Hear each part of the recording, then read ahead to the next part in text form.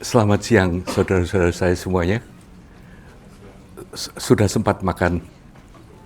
Nah, ini kita akan speednya agak lain ya hari ini. Mungkin untuk itu, cuman saya kira ada baiknya kita recap kemarin. Jadi ceritanya ini di permulaan tahun 2000-an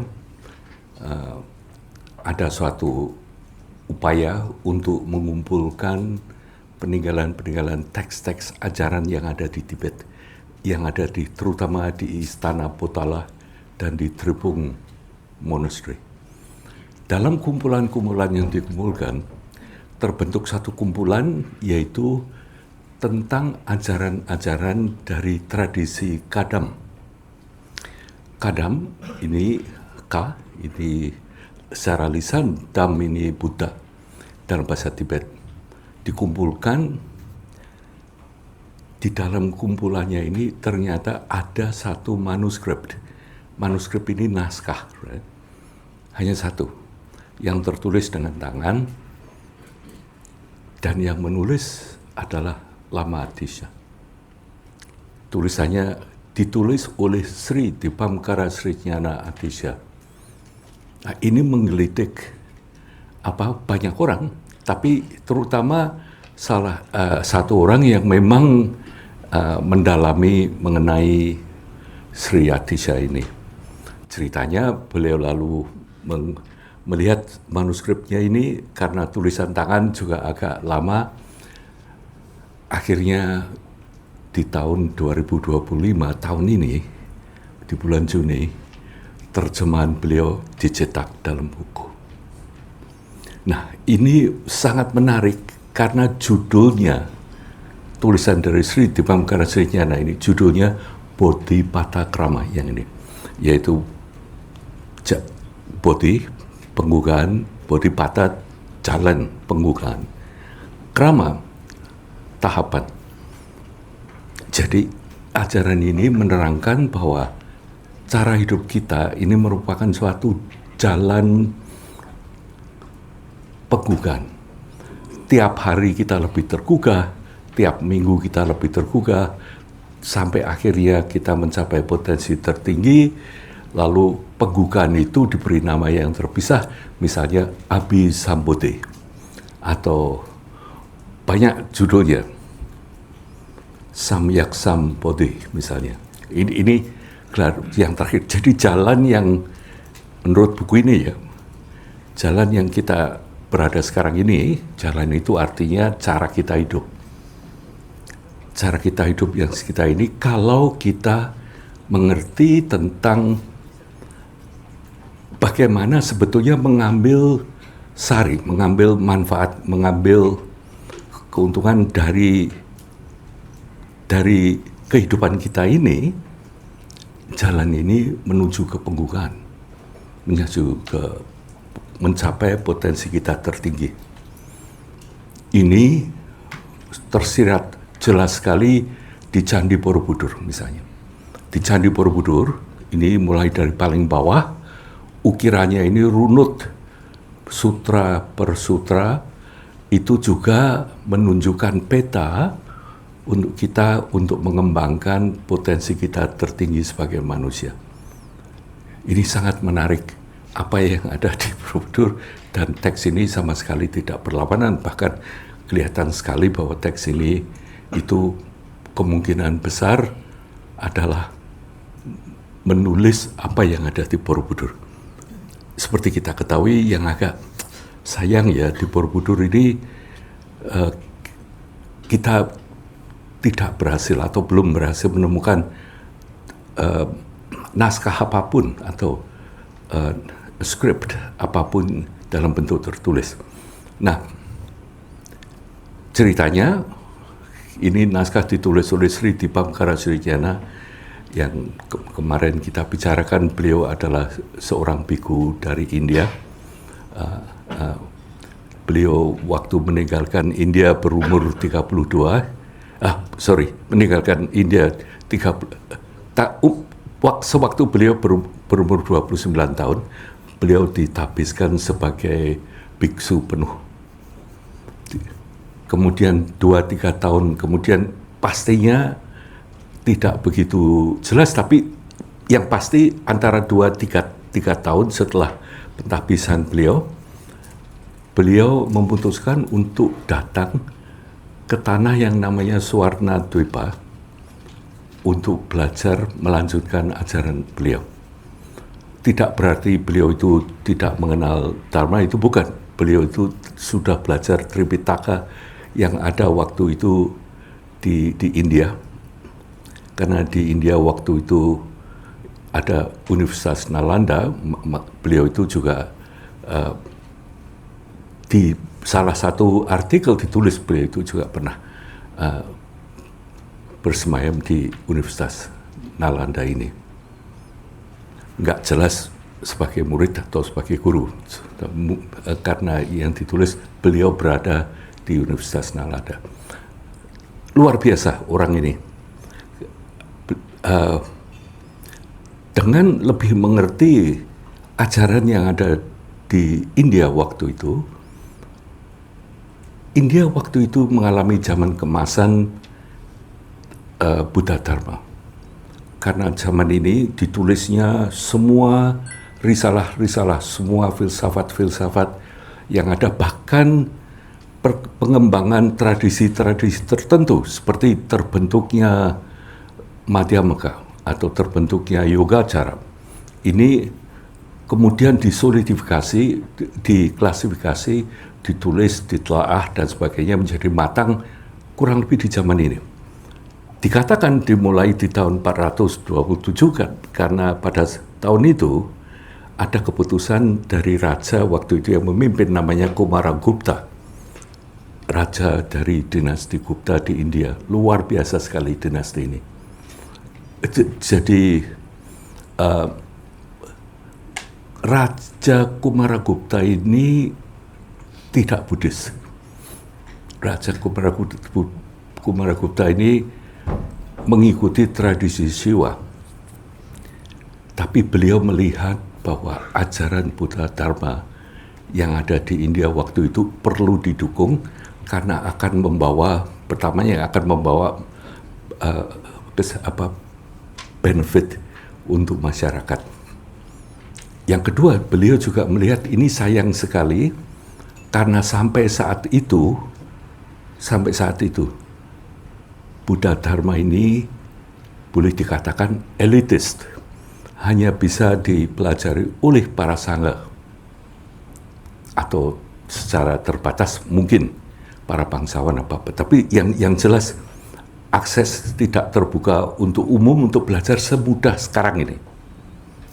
Caranya mereka belajar sebulan 2 kali setiap uposatha, para biku dan biksu berkumpul melafalkan sutra. Orang-orang awam di sana dan mendengar. Nah, mulai tahun ini 427 dengan dibentuknya wihara yang diberi nama Nalanda. Nalanda ini pembawa pengetahuan, pengantar pengetahuan artinya. Mereka untuk itu terbuka kesempatan untuk para awam belajar betul-betul ajaran Buddha Dharma yang ada. Maka dikatakan dalam pembentukan Nalanda, muridnya itu dikatakan Xuanzang juga menulis seperti itu. Angkanya memang luar biasa, cuman kira-kira selalu yang disebut di atas 10.000 muridnya. Dikatakan gurunya itu antara 1.000 atau 2.000 guru di sana.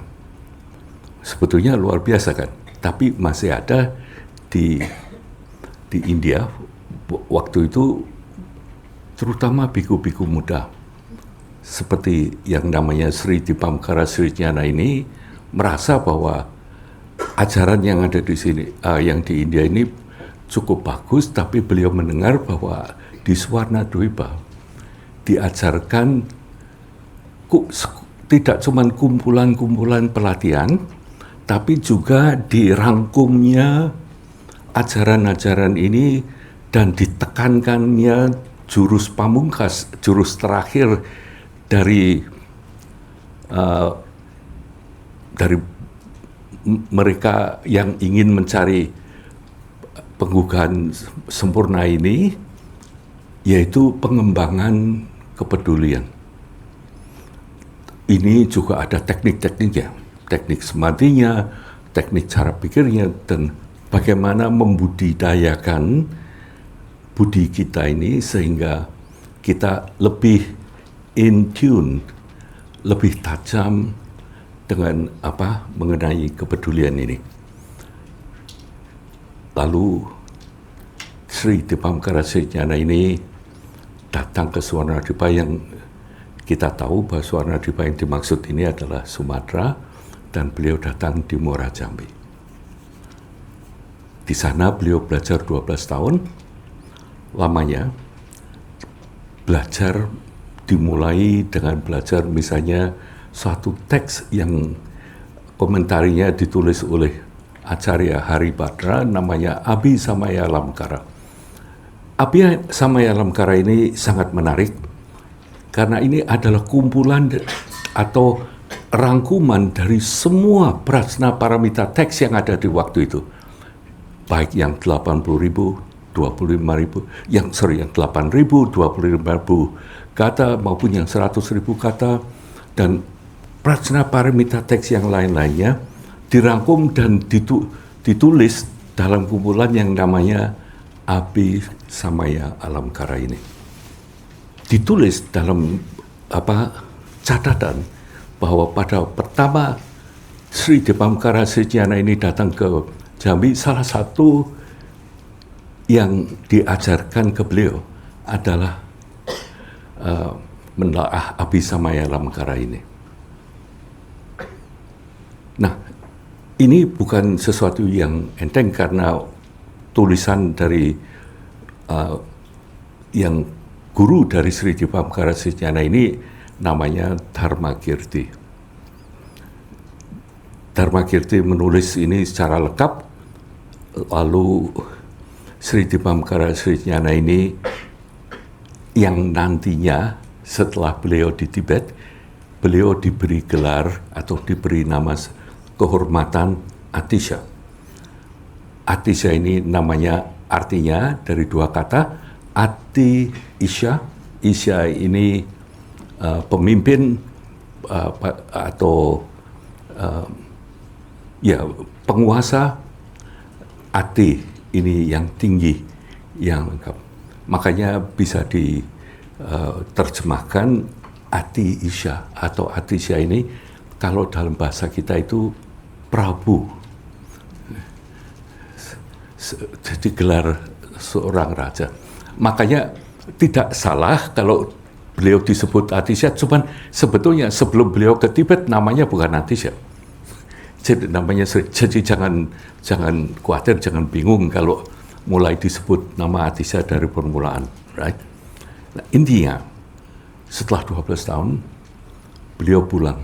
Guru beliau itu banyak, tapi beliau selalu mengatakan, setiap kali ada orang yang menyebutkan nama Dharmakirti, guru utama beliau, itu bulu kuduk beliau berdiri dan beliau air matanya keluar. Begitu sangat menyukuri ajaran yang beliau terima. Jadi guru utama beliau ini Dharmakirti ini. Dan nantinya setelah di Tibet, beliau menerjemahkan ajaran-ajaran Dharmakirti atau karya-karya Dharmakirti bahkan diterjemahkan oleh beliau. 12 tahun, kemudian beliau pulang ke India. Begitu pulang ke India, diminta oleh banyak tempat untuk membabarkan Dharma. Sangat terkenal beliau. Mestinya karena beliau lulusan luar negeri ya waktu itu. Jadi di India diminta untuk mengajar di banyak tempat. Akhirnya beliau dipercayai menjadi seperti rektor dari Universitas Vikramasila. Itu juga suatu wihara yang besar. Sampai sekarang kita masih bisa lihat, cuma tinggal tilasan-tilasannya. Pada waktu itu di Tibet ada pergolakan, dan salah satu penguasa di sana melihat bahwa keadaan masyarakatnya yang mulai banyak mempelajari Buddha Dharma ini serba tidak jelas. Seperti halnya juga di Tiongkok waktu itu. Makanya waktu di Tiongkok, Faxian dan Xuanzang memutuskan untuk ke India, juga ingin tahu sendiri begitu, seperti apa di India ini, di pusatnya. Lalu penguasa ini mengirim utusan mengundang waktu itu pandita yang ada di India untuk datang ke Tibet untuk mengajar. Ini juga tugas berat, tapi mereka berhasil mengundang malah waktu itu yang paling dikenal, yaitu Sri Dipamkara Srinyana ini dari Wikramasila. Beliau ke Tibet, begitu tiba di Tibet kurang lebih 2 tahunan perjalanan, kemudian settle, beliau mulai menulis suatu buku atas permintaan raja ini. Raja ini meminta bahwa di Tibet ini keadaannya ini juga sangat tantangan, untuk hidup saja susah, tidak ada sayuran atau apa yang tumbuh dengan mudah karena dingin, tapi juga karena ajarannya kacau balau. Lalu raja ini minta tolong dibikinkan kurikulum. Kalau ajaran Buddha itu diajarkan secara runut seperti apa gitu. Atisa, oh pas nih, karena beliau itu bahkan boleh dikatakan mungkin hafal kurikulum ajaran Buddha Dhamma, karena ternyata kurikulum yang nanti beliau tulis itu juga kurikulum kemungkinan besar yang diajarkan di bumi Nusantara ini. Bahkan sampai kurikulum ini diukir di Candi Borobudur. Jadi waktu beliau menulis, diberi nama Bodhipata Pradipa. Bodhipata adalah jalan penggugaan, Pradipa ini suluh atau obor atau center kira-kira kalau sekarang. Center, suluh, penerangan di jalan penggugaan. Singkat, 68 kata, 68 bait, Bodhipata Pradipa. Kemudian beliau itu tinggal di Tibet kurang lebih 15-an tahun. 5 tahun terakhir beliau di sana. Ini beliau tinggal di tempat yang akhirnya beliau nanti meninggalnya juga di tempat itu yang namanya Nyertang.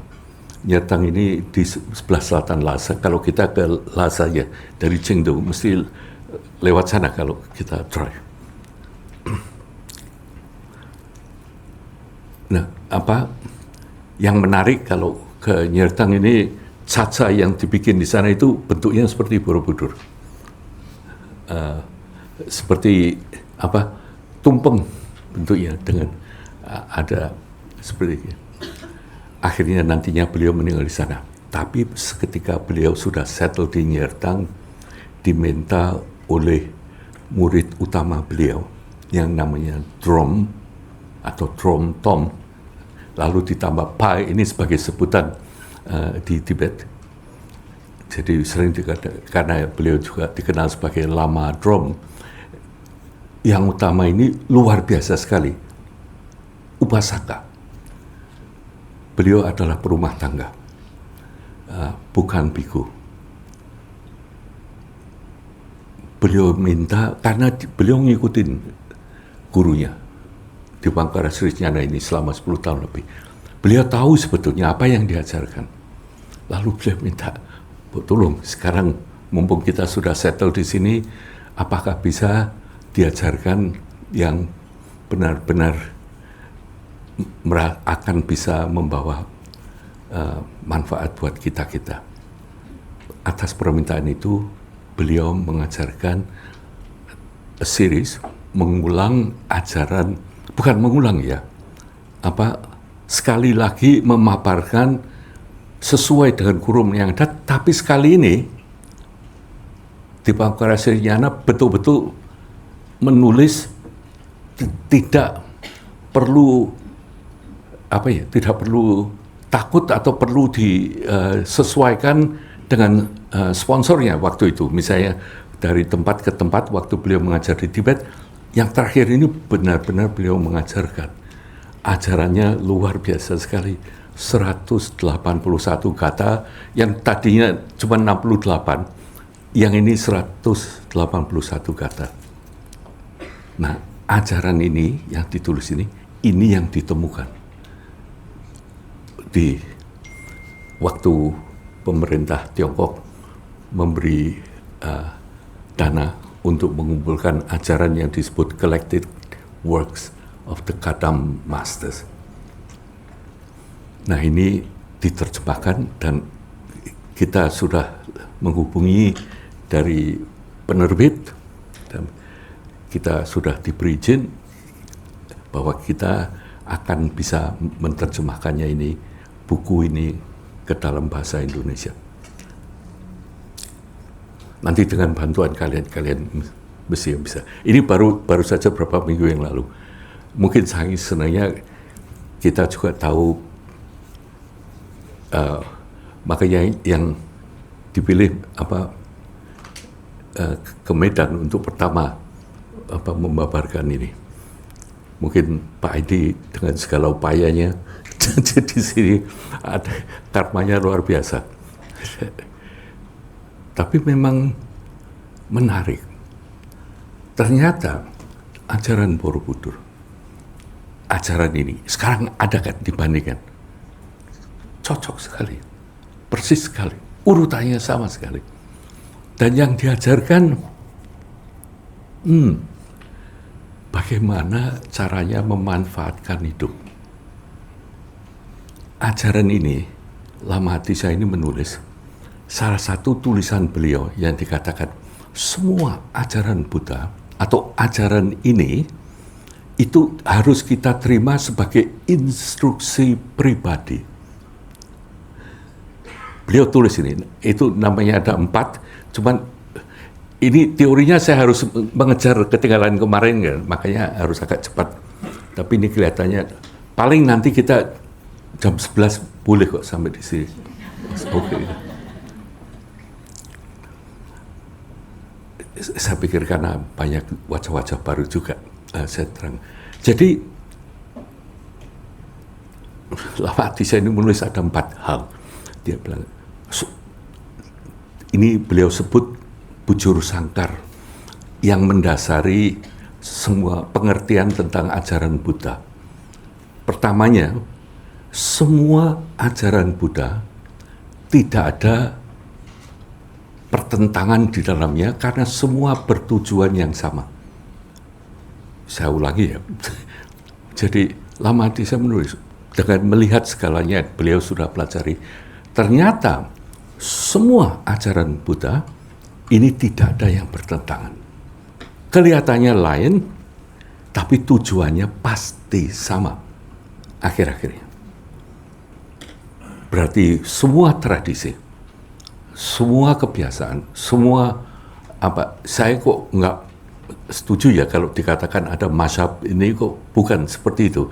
Yang kalau ada mazhab ini mungkin kalau seperti Katolik dan Protestan itu malah mungkin bisa dikatakan seperti itu.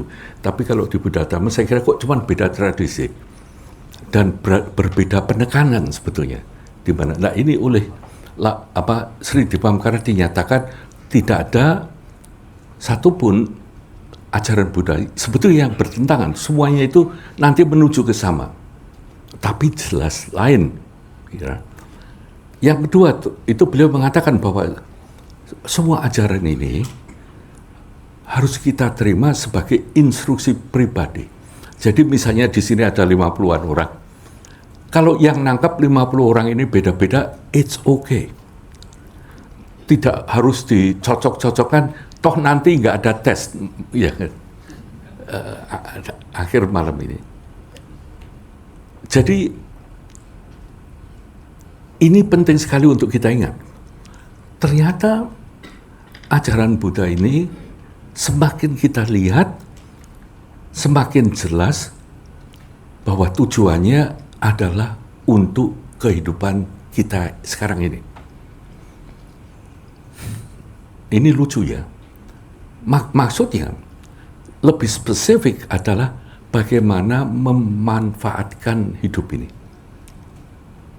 Lebih khusus, kalau kita selidiki bagaimana menghargai kehidupan sebagai manusia. Jadi ajaran ini dimulai dengan seperti itu.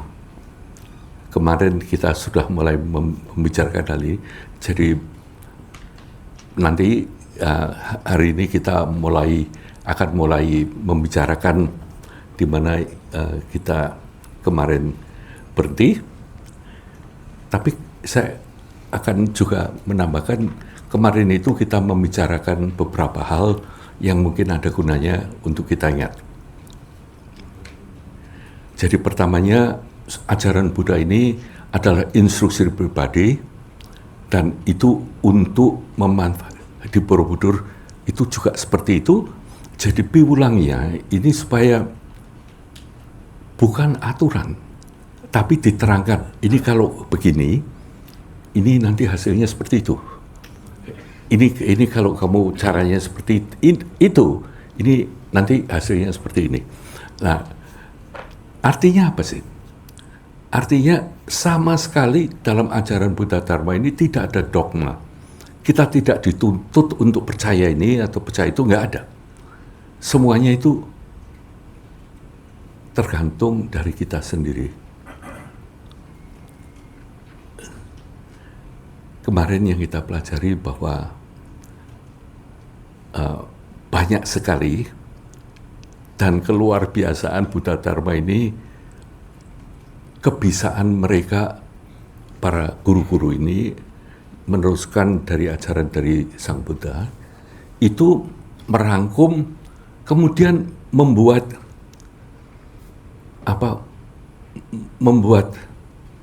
seperti bagan, membuat seperti list, sehingga sangat mudah dimengerti. Begitu banyaknya kemarin kita mulai membicarakan mengenai itu ya. Misalnya diceritakan bahwa penyebab pengaduk kegelisahan, kegundahan, pergulatan yang ada di dalam batin kita, dalam kehidupan kita ini adalah hanya 5. 5 ini hanya 2 pasang dan 1. Ini sangat menarik. Jadi di Borobudur, kalau kita mencari ke Borobudur, itu ada 4 sisi jurusan, karena Borobudur itu menghadap ke timur, pintu masuknya. Jadi mulai dari timur, utara, barat, selatan, itu simbolnya, representasinya, arca Buddha yang ada di situ itu mudranya lain-lain. Nah ini sebetulnya saya misalnya ada 2 hari lagi gitu ya, ini sangat-sangat menarik kalau betul-betul bisa bersamaan mengupas Borobudur. Tapi kita punyanya ya cuma 2 hari ya, 2 hari ini juga luar biasa dan saya sangat-sangat berterima kasih. Nah ini tipikal Medan ini. Kalau ada pertemuan selalu banyak orang itu. Dan yang luar biasa di Medan sekarang tahu rahasianya saya. Kalian kemarin nggak ada yang ngantuk itu mesti kopi Medan ini. Luar biasa. Saya mesti kopinya saya pikir. Mosok sampai jam 10 nggak ada yang ngantuk loh kemarin. Luar biasa. 4 tambah 1, cuma 5. Hebat kan ya, garanti. Penggugah yang menyebabkan kegundahanmu, kegelisahanmu, apa yang disebut duka, ini cuma 5 ini. Kemarin kita ngomongkan, intinya kalau kita di dalam, kita itu punya defense mechanism, punya sistem pertahanan dalam diri sendiri itu apapun yang kita alami selalu kita pilah-pilah. Yang mana yang membawa manfaat, yang mana yang merugikan. Intinya, yang mana yang saya sukai, yang mana yang tidak saya sukai. Karena suka itu lebih senang dan sebagainya. Selalu begitu. Setiap saat nih. Ini kalau di dalam penolakan, ketertarikan. Penolakan ini namanya dosa atau dikenal sebagai dosa. Ketertarikan ini yang namanya raga atau loba. Ini pasangan pertama.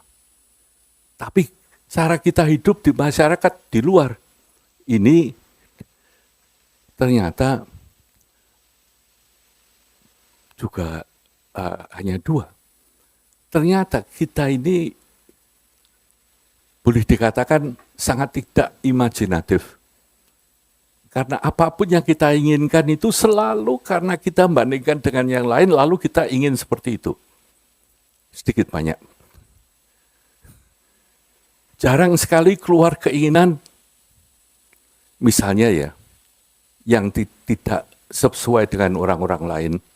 Misalnya kita tidak pernah punya keinginan makan sepatu gitu misalnya. You know, it's just something ridiculous gitu. Tapi selalu lihat yang lain. Wah, tadi saya di sini ini luar biasa. Kemarin saya mencicipin miswa paling enak sedunia gitu. Dari luar biasa sekali. Dan tadi juga loh, menunya mungkin kurang gagah ya. Bihun ikan gabus gitu. Tapi luar biasa, so nice. Ini it's so good. Anyway, kembali situ. Artinya ya, ternyata kita ini selalu cara hidup kita di masyarakat ini selalu membandingkan diri kita dengan yang lain. Selalu. Entah sadar atau tidak sadar. Nah, sekarang waktunya nanti malam kalian bertanya ke kalian diri sendiri, apa seperti itu toh saya ini? Selalu bandingkan dengan yang lain. Cara hidupmu, kekayaanmu, ketenaranmu, sukses anakmu, atau semuanya itu ternyata seperti itu. Lalu Buddha ngomong, bandingkan ini sebetulnya juga tidak sesuatu yang nyaman. Karena cuma ada 3 kemungkinan sebetulnya. Kemungkinan pertama, kalau kamu merasa kamu punya lebih cakep, lebih tinggi, lebih kaya, lebih apa ya, itu yang timbul adalah rasa sombong, rasa arogan. I'm better than you. I'm okay. Di seluruh RT, rumah kita paling tinggi. Padahal di sebelahnya juga bangga. Yang ini 4 tingkat, yang sebelahnya itu 1 tingkat. Dia juga merasa di seluruh RT, rumah saya itu kalau banjir tenggelamnya paling dalam. Tapi mereka selalu membandingkan. Selalu, ya enggak sih hidup itu. Yes. Nah, kalau kita nanti merasa lebih rendah, yang ada hanya iri hati, kecemburuan. Jadi kita ini ternyata 4 hal ini tiap hari, tiap saat. Ini yang bikin ribet sebetulnya hidup kita, 4 hal tadi. Nah, ini nanti caranya itu juga menarik. Intinya kemarin yang kita bicarakan, apa yang akan diajarkan di Borobudur, kita malah lebih baik dari permulaan, kita ingat lagi ya. Yang dituju dengan ajaran ini supaya kita berani merangkul hidup ini. Berarti kalian harus punya kewaskitaan, pengetahuan, keberanian, apapun untuk menerima hidup ini secara seperti yang ada di hadapan kita ini. Artinya mereka itu, ajaran ini itu ingin mengatakan salah satu persoalan kita ini tidak pernah bisa menerima hidup ini. Yang tadi saya katakan, ya menolak apa ketertarikan itu, atau membandingkan dengan yang lain, satu yang lain. Makanya selalu gitu. Jadi tujuannya jangan lupa ya, ini sampai nanti malam nih. Tujuannya akan, mudah-mudahan saya nanti akan membantu sedikit supaya kita semua itu nanti bisa yakin bahwa ya mulai sekarang saya akan berusaha merangkul hidup ini. Sebab menurut saya ya itu yang dikatakan oleh para pandita ini benar sekali, karena mereka mengalami. Mereka itu sepertinya mengatakan akan sangat kejam jika kita itu merasa bahwa ini semuanya sekarang oke, cuma nantinya kan ada lagi gitu. Misalnya saya pernah ketemu teman juga di Muara Jambi, saya ingat di Jambi beliau ngomong, sebetulnya kalau dibanding agama lain, agama Buddha itu menurut Salim itu kan enggak enak kan, enggak ada yang dijanjikan gitu, enggak ada terusannya gitu. Saya bilang iya ya, itu betul. Tapi memang karena nanti yang akan kelihatan itu betapa kita akan dipaksakan untuk menerima bahwa segala sesuatunya itu bosnya ini. Akhirnya kita sendiri yang memutuskan. 5 tadi. Tapi terus juga diterangkan lagi, ini hebatnya Buddha. Ini dari kita, oke ya. Oh, sorry, 4 kan tadi ya. Yang kelima yang paling atas di Borobudur itu mudranya sama semua. Di timur, di barat, di semua mudranya sama. Ini yang adalah mudra Witarga, yang dibacakan di sana adalah Buddha dalam aspek Vairocana. 5 tadi. Artinya apa? Vairocana paling atas di setiap itu berarti kalau kita menolak atau tertarik atau membandingkan satu dengan yang lain, landasannya apa? Avidya, moha. Yang paling atas. Ketidakpengertian, bukan kebodohan loh. Kalau bodoh ya enggak loh kita ini. Wong SD aja lulus loh kita ya. Harusnya enggak bodoh. Nah ini terjemahnya kalau bilang kebodohan ini saya kira kurang membantu. Artinya ketidaktahuan. Kita ini enggak ngerti yang ada apa sebenarnya. Right. 5. Terus semalam kemarin kita membicarakan juga, dikatakan yang bikin kalian ribet. Ini ada 8. Disebut ini 8 urusan dunia nih. Ya, Lokabivate. Asta Dharma. Ya, dikatakan. Asta Loka Dharma ini sering diterjemahkan 8 dharma duniawi. Tapi sebetulnya artinya gampangnya lah, 8 urusan dunia. Yang kamu ribetin semua, ini di 8 ini. Makanya jelas, kalau kita lihat itu kemarin kita just recap kembali ke situ yang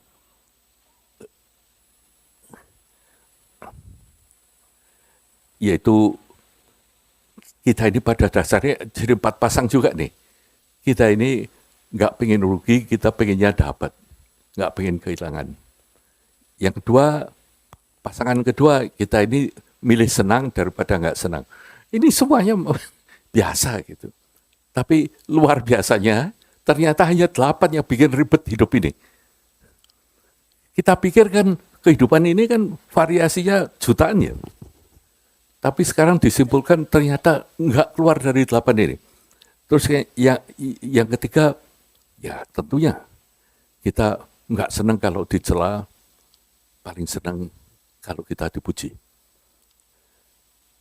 Terus yang terakhir ini juga sangat yasha ini artinya bukan ketenaran seperti Taylor Swift atau apa ya, cuma Tapi dikenal orang itu, dianggap.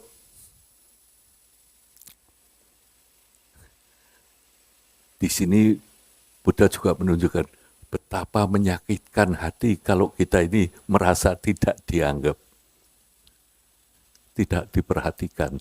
Ini hal yang simpel-simpel gini. Tapi yang saya pikir luar biasanya, ini Buddha ngomong hanya 8 ini. Coba kita cek dah ya, nanti malam ini juga berjalan rumah. Kita dicek apa benar seperti ini. Nah ternyata memang betul-betul seperti itu. Right? Jadi kita sekarang belajar dasarnya jurus-jurus kita ini untuk merasa supaya kita ini penuh dan merasa kita ini sesuai 5 tadi, apa kendalanya 5, tapi ini ada 8 urusan yang harus kita tiap saat deal with it. Ini yang harus kamu hadapi. Jadi kata-kata yang mengatakan kita harus mencoba menghilangkan 8 urusan dunia ini, saya kira kok nggak mungkin. Nah, tadi yang saya katakan harus merangkul hidup itu, ketahuilah yang 5 tadi dan yang 8 ini misalnya.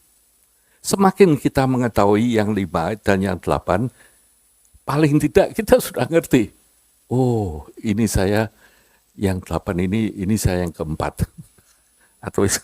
Atau misalnya, oh ini saya yang keberapa. Ngerti itu saja sudah menolong loh sebetulnya. Sebab biasanya kan kita ngotot aja ngomong ini yang paling benar, ini yang saya mau, bang. Padahal sebetulnya yang ada apa sih? Hanya ada rasa misalnya tidak dianggap. Tapi yang diurus malah lain-lain. Nah ini adalah cara Buddha Dharma ini nanti pelan-pelan menggugah kita. Nah, tadi Fiona sambil kita mengatakan yang 5 tadi sudah melihat ada potongan-potongan dari Borobudur, jadi kita lompati ya. Atau kalian mau lihat lagi juga nggak apa-apa, cepat aja Fiona. Mungkin. Jadi ini mulai ini disebut Panca Buddha, yang tadi dikatakan biasanya di sebelah timur ini Buddha Aksobhya dengan bumi Spar Samudra. Terus yang di sebelah barat, Aksobhya ini selalu penolakan tadi. Yang di sebelah barat ini Buddha Amitabha, warnanya merah, sering dia. Itu biasanya mudranya dikenal sebagai Dhyana mudra seperti ini. Yang bumi Spar Samudra. Jadi lain kali ke Borobudur jangan dianggap sama luar arjanya. Nah kalian nanti berkesempatan cerita dengan orang. Kamu tahu ini mudra apa? Sekarang kalian jadi expert di Borobudur. Harus loh, seharusnya harus. Ini tanggung jawab kita sebagai warga negara Indonesia. Saya kira ini adalah pusaka peninggalan luar biasa. Terutama buat yang Buddhis. Jangan malu-maluin. Kita harus tahu tentang Borobudur ini, jangan ngawur. Berikutnya, next slide, yang di sebelah selatan, Ratna Sambawa, masuk timur, biasanya lalu jalan berikutnya itu yang namanya Ratna Sambawa. Itu biasanya dengan begini, vara ini apa ya, general siri, vara mudra seperti ini di tangannya. Kemudian yang terakhir, di bagian utara ini adalah Amoga Siddhi. Nah, Amoga Siddhi ini juga sangat banyak dipelajari oleh nenek moyang kita waktu itu. Karena dikatakan bodhisattva yang nanti dihubungkan dengan Amoga Siddhi ini adalah Tara yang ada di Candi Kalasan. Dan juga, oke. Nah, kemarin kita membuka dengan mengutip dari teks yang Bodhipatakrama. Ya, kita sekarang mulai recap aja sudah setengah jam dulu. Wah, payah ini. Kutipannya di... Nah, ini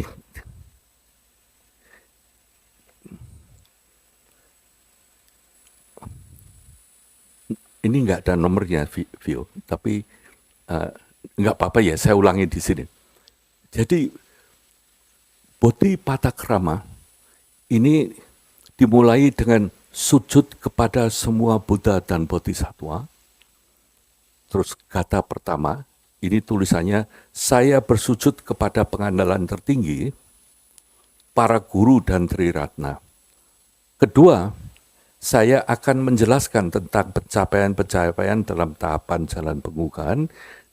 Ketiga, kata ketiga, dalam hal ini ada 3 jenis orang yang berkapasitas kecil, menengah, dan tinggi. Jadi, kalimat pertama ini, saya mengandalkan kepada pengandalan tertinggi. Ini saya ingin minta maaf, minta izin sebetulnya. Selama paling tidak setengah jam ini, kita akan membicarakan hal yang sebetulnya sangat basic dalam Buddha Dharma. Tapi izinkanlah saya bersama-sama mengupas sehingga kita itu nanti menjadi lebih jelas apa tuh yang kita hancur. Waktu Atisha mengatakan ini adalah pengandalan tertinggi, yang beliau katakan itu apa? Ya, sebetulnya yang beliau ucapkan itu adalah Trisarana. Saya kira tidak ada satu orang yang hadir di sini. Oh ya mungkin ya ada saudara-saudara kita yang mungkin mempelajari Buddha Dhamma. Pertama yang diajarkan mesti Trisarana, right? Trisarana. Trisarana ini izinkanlah saya menggunakan terjemahan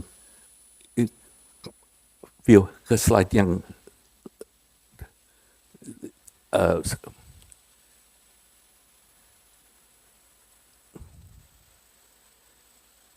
jadi kalian bisa mengikuti terus ke belakang sesudah Borobudur. Yap. Terus. Nih pengandalan sebelumnya. Right, Trisarana. Yang paling baku Trisarana ini adalah Buddham Saranam Gacchami, Dhammam Saranam Gacchami, Sangham Saranam Gacchami. Payahnya terjemahnya ini macam-macam. Dalam bahasa Inggris, yang namanya Sarana Gacchami. Sarana ini sebetulnya kita tahu. Sarana itu adalah sesuatu yang kita butuhkan. Maka ada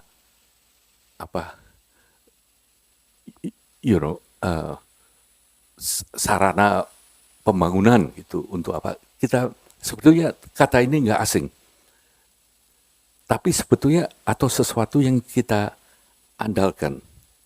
Jadi dalam kamus KBBI, sarana ini diterangkan sebagai, coba tolong diikuti. Next one. Nah ini. Sarana ini dari kata Sanskerta yang namanya sri atau bersandar, bergantung. Tapi juga ada konotasinya mencari perlindungan. Ya. Tapi yang penting itu mengandalkan atau menaruh kepercayaan kepada sesuatu yang kukuh. Jadi sarana apa yang kamu gunakan untuk membangun daerah ini gitu. Oh, butuh sarana jembatan jalan gitu. Intinya itu seperti ini, makanya Buddham Saranam Gacchami. Nah, sarana itu sebetulnya bukan tempat berlindung dalam arti pasif, melainkan apa yang kita andalkan. Makanya dalam Kamus Besar Bahasa Indonesia, sarana itu definisinya ini, segala sesuatu yang dapat dipakai sebagai alat dalam mencapai maksud atau tujuan. Alat atau media. Yang kedua, syarat, upaya, dan sebagainya. Lalu ini ada contoh yang gini. Kemudian berikutnya, dalam slide berikutnya, ini kata andal atau mengandalkan ini dapat dipercaya. memberikan hasil yang sama pada ujian atau percobaan yang berulang. Jadi andalan itu adalah sesuatu yang kuat, bahkan yang sakti, yang dapat dipercaya dan dapat diharapkan. Ini dari Kamus Kitab Bahasa Indonesia. Buddham Saranam Gacchami, ini artinya seperti itu loh. Makanya yang terakhir, Buddha adalah sarana andalanku. Dharma adalah sarana andalanku. Sangha adalah sarana andalanku. Artinya, dalam bahasa Inggris, payahnya ya, take refuge, ini tidak selalu harus berlindung. Sebab bisa, artinya, misalnya kata-kata, he takes refuge in alcohol. Atau, take refuge in money. Ya, menganggap bahwa dengan uang ini. Jadi di sini yang mau diandalkan apa? Jadi mengapa di Bhamkara Srinyana membuka kalimat pertama mengatakan pengandalan tertinggi Buddha Dhamma Sangha ini seperti ini. Jadi apa tuh sih artinya Buddha ini? Buddha ini artinya adalah kewaskitaan, ya sesuatu yang previous one. Coba, Mbok tolong kamu konsentrasi sedikit. Maaf ini. Jadi ini Buddha ini adalah pengertian bahwa kewaskitaan atau pengetahuan yang tahu mengenai apapun yang harus dilakukan, welas asih dan pengetahuan sempurna ini, itu yang saya jadikan pemandu dalam hidup ini. Jadi yang dibicarakan kalau kita mengatakan Buddha Sarana Gacchami, itu bukan Sakyamuni Buddha. Representasinya Sakyamuni Buddha, tapi ini loh, potensi penggugaan yang ada di dalam diri kita masing-masing. Kalau yang kalian nggak jelas, tolong tanya ya. Sebab ini bukannya saya ingin memaksa kalian harus memikir seperti ini. Ini saya membabarkan sebetulnya arti dari bukannya sok pinter, bukan, saya sok pinter ini. Saya sok pinter. Pinternya belum tentu, tapi sok pinter ini. Tapi ini juga dari kata-kata Sanskritnya dan sebetulnya dari semua sutra, dari semua keterangan itu artinya seperti ini. Buddha pun ngomong ini, yang kamu harus andalkan itu adalah bahwa di dalam kita semua itu punya potensi untuk mencapai seperti beliau. Do you get this? Ya. Ini yang kita andalkan kan ya. Sebab yang namanya Buddha Sakyamuni, itu kalau kita mau cari perlindungan ke beliau, beliau itu tidak bisa melindungi sukunya loh. Orang-orang sukunya ini dibantai keseluruhannya, mati semua pada waktu beliau hidup. Nggak bisa beliau itu melindungi. Jadi cara mencari perlindungan, kalau kita berpikir mencari perlindungan di bawah beliau itu mungkin tidak sebaik, tidak menolong daripada memikir bahwa yang diutamakan di sini ini apa? Potensi kita untuk mencapai penggugaan ini. Right? Nah, terus jadi kalau kita mengatakan Buddha sarana andalanku, kita tidak sedang memohon perlindungan dari luar, melainkan menyadari dan mempercayai potensi kebudayaan dalam diri kita sendiri dengan sesuatu yang dapat diandalkan di tengah-tengah hidup yang serba penuh perubahan dan kepastian. Kita bersandar dan mengandalkan pada kewaskitaan. Kewaskitaan ini sebetulnya jarang dipakai, cuma artinya pengetahuan atau cara kita melihat yang tajam. Itu intelligent. The closest translation intelligent. Bukan wisdom ya. Kalau wisdom itu bahasa, apalagi kalau diterjemahkan kebijaksanaan, itu bukan itu.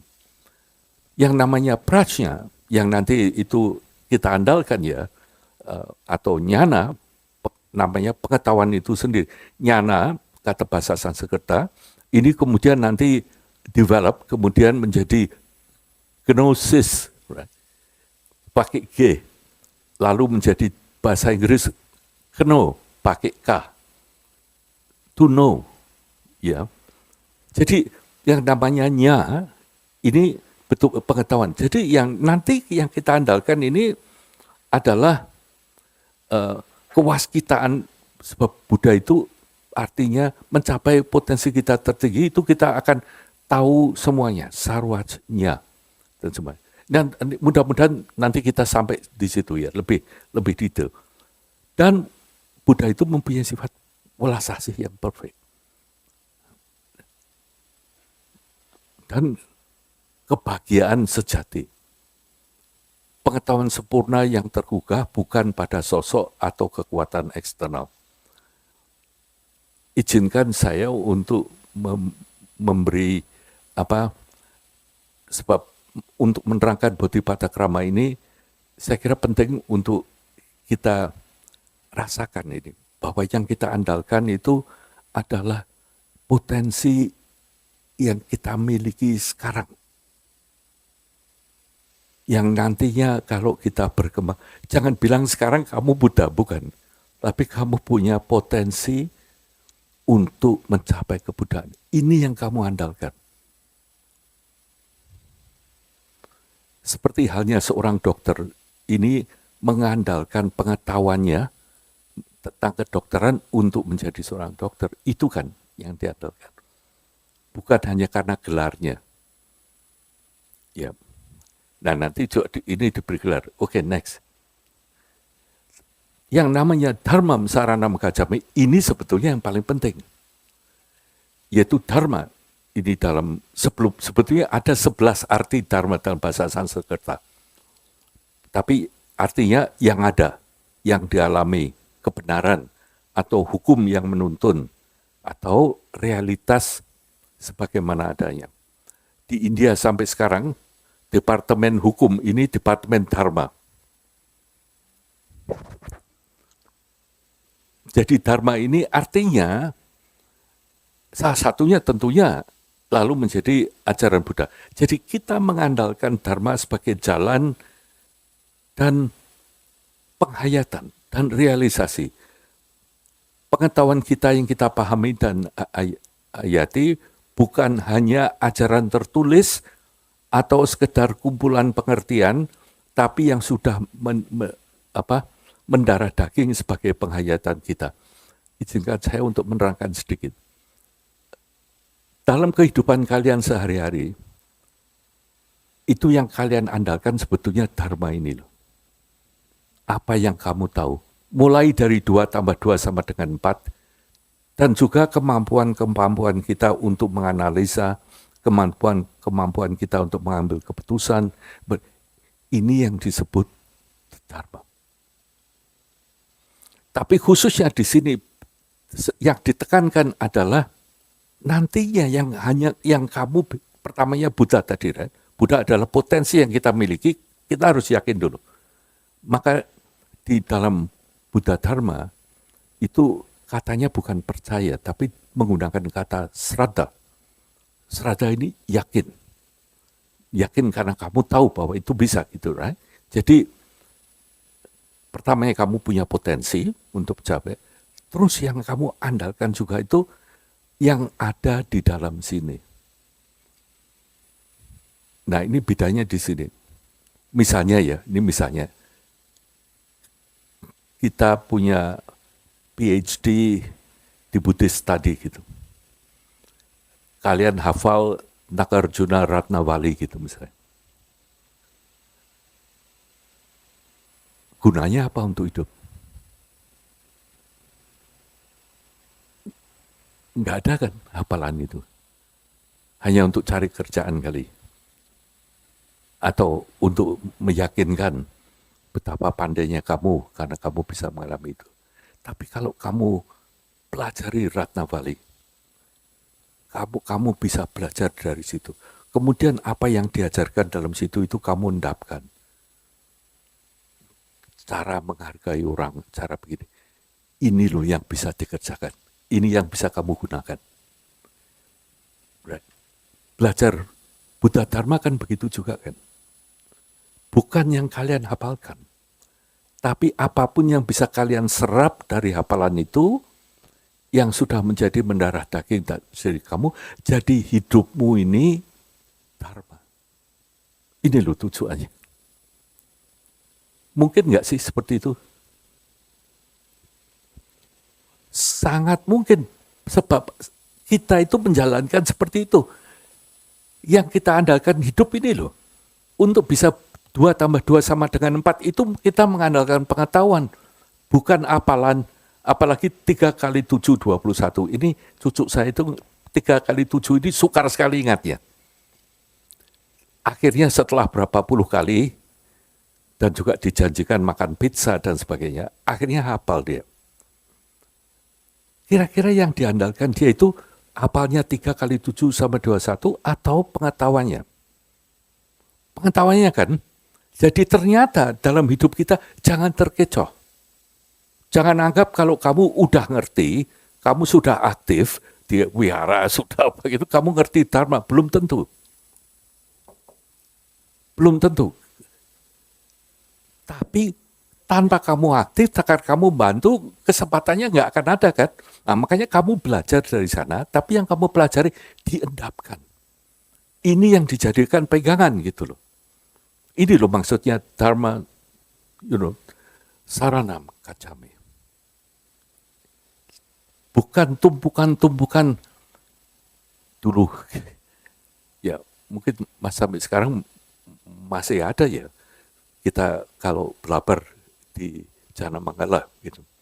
Sebelah kanan ini lengkap Kangyur, teks dari Tibet. Lama-lama setiap tahun kita bisa melihat memang lebih mature teks ini.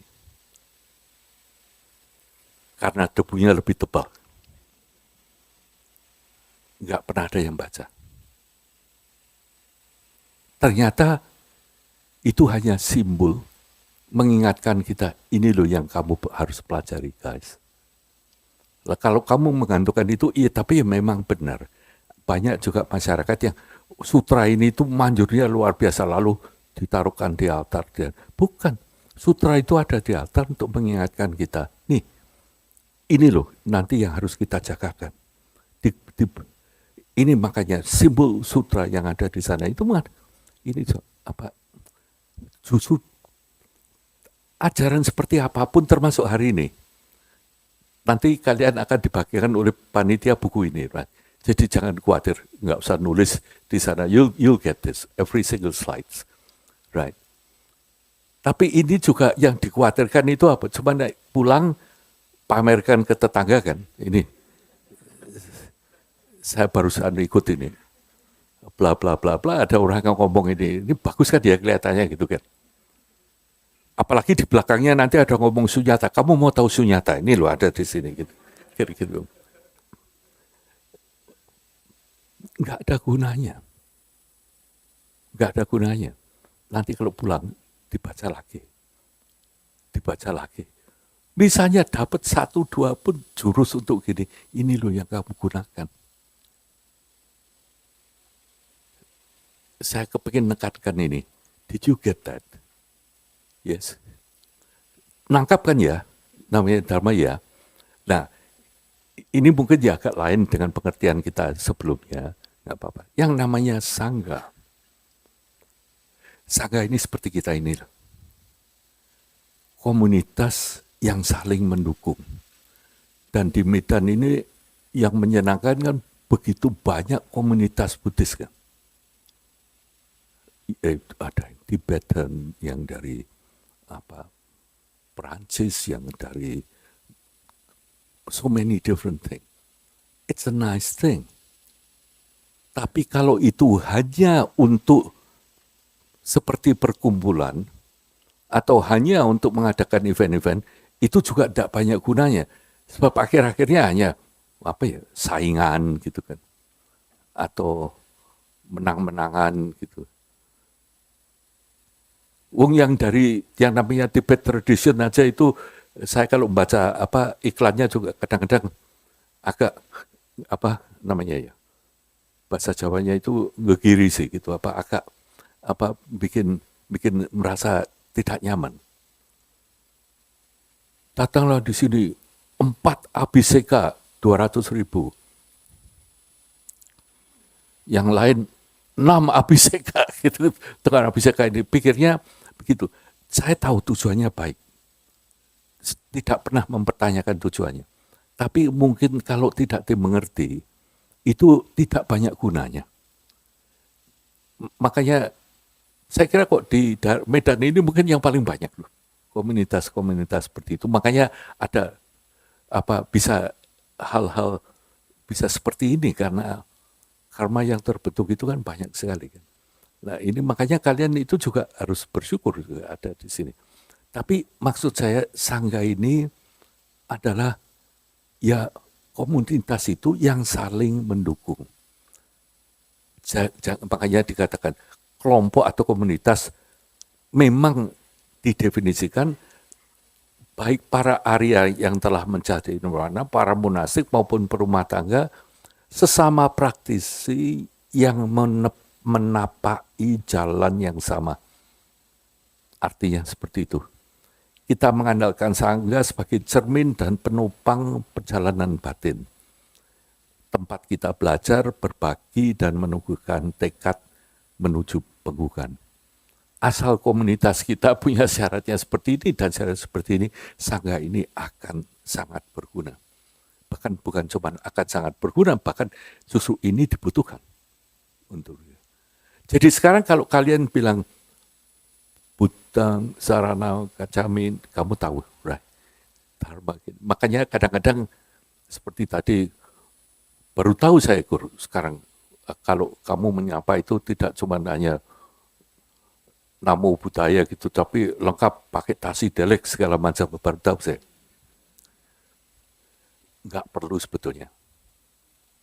Selamat siang, saudara-saudara, cukup. Ngapain sok Buddhis gitu? Kalau mau jadi Buddhis, jauh lebih baik jadi Buddhis huruf kecil B.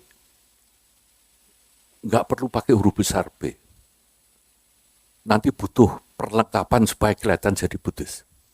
Loh kalau yang mulia para sangga jelas karena punya tujuan. Dan nggak harus kan orang Buddhis harus misalnya hairstyle-nya sama gitu seperti menarik juga loh. Dan juga nggak perlu yang lain-lain. Nih, nanti tujuannya dengan teks-teks begini ini bukan jadi Buddhis, bukan itu tujuannya. Tujuannya sebisa-bisanya jadi Buddha. Jadi melek, jadi tergugah. Kalau ini hanya digunakan untuk jadi Buddhis, ini kamu malah bisa jadi sombong. Kamu mulai bisa cerita mengenai ini, saya ngerti lebih banyak. Apalagi yang ngomongnya lebih. Makanya saya juga sangat berterima kasih dengan kalian loh sebetulnya. Mungkin pertama tidak sering kalian mengadari membicarakan mengenai Dharma menggunakan bahasa yang bahasa desa begini kan. Bahasa desa ini. Enggak pakai bahasa serem-serem. Tapi saya betul-betul ingin paling tidak ini di-cover. Jadi pengandalan. Oke, kalian sekarang nggak usah menggunakan kata itu, masih tetap berlindung juga boleh, silakan. Tapi yang paling tidak dalam pemikiran kalian tahu sekarang. Berlindung itu artinya apa? Saya akan gunakan ini. Ini yang saya jagakan, ini yang saya andalkan. Ya, punya potensi untuk mencapai penggugaan. Ini luar biasa loh. Hanya punya perasaan seperti itu. Kemudian juga yang kamu andalkan, yang kedua ini paling penting. Pengetahuanmu tentang ajaran-ajaran ini yang sudah kamu terapkan dalam hidupmu.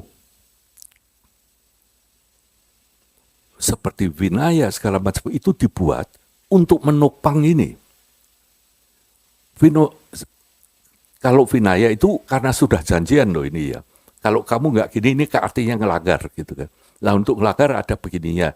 Itu nggak apa-apa karena konvensi. Tapi intinya sebetulnya, Vinaya itu hanya seperti pagar, seperti lanjaran sebetulnya. Yang lebih penting yang ada dalam dirimu. Ini yang kamu gunakan. Jadi kamu harus bisa jelas. Ya, makanya kita akan saya sebelum kita beranjak ke next, ada yang mau ditanyakan atau enggak? Kira-kira jelas sih. Meskipun kadang-kadang cuma sejelas air lumpur gitu misalnya. Tapi paling enggak lebih jelas daripada aspal. No, pelan-pelan, makanya bertahap, right?